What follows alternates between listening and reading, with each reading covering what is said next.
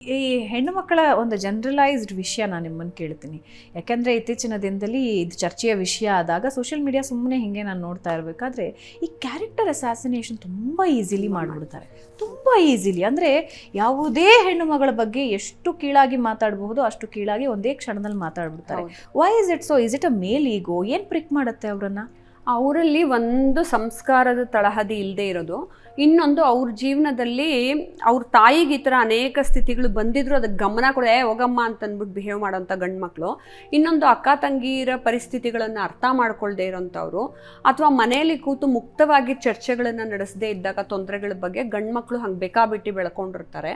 ಆಮೇಲೆ ಅತಿ ಹೆಚ್ಚು ಜನ ನೆಗೆಟಿವ್ ಆಗಿ ನೀವು ಹೇಳಿದ ನಿಜ, ಏನು ವಿಚಾರನೇ ತಿಳ್ಕೊಂಡ್ರಲ್ಲ, ತುಂಬ 108 ಕಾಮೆಂಟ್ಗಳನ್ನು ಹಾಕಿರ್ತಾರೆ ಯಾರ ಬಗ್ಗೆನೋ, ನೀನು ಅಂಥವಳು, ನೀನು ಇಂಥವಳು, ನಿನಗೆ ಯಾಕೆ ಬೇಕಿತ್ತಿಂಥದ್ದು ಅಂತ. ಇವ್ರಿಗೂ ಒಂದು ಚಾಟಿ ಏಟು ಕೊಡ್ತಾನೆ ಪರಮಾತ್ಮ. ಸಾಯ್ತಾ ಬಿದ್ದಿದ್ದಾಗ ಅವಾಗ ಗೊತ್ತಾಗುತ್ತೆ ಜೀವನ.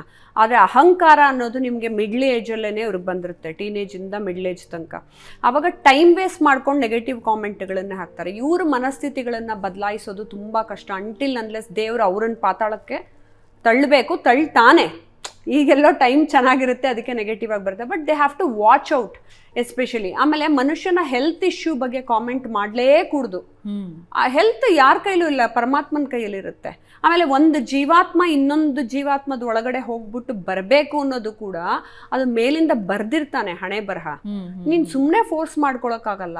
ಆಮೇಲೆ ಯಾಕೆ ಮಾಡ್ಕೊಳ್ಳ ಮಕ್ಕಳು ಅಂತ ಹೇಳಿದ್ರೆ ಅದು ಕೂಡ ಯಾವ ಜೀವಾತ್ಮ ಬರಬೇಕು ಅಂತ ಋಣ ಬರೆದಿದ್ರು ಅದಾಗತ್ತೆ.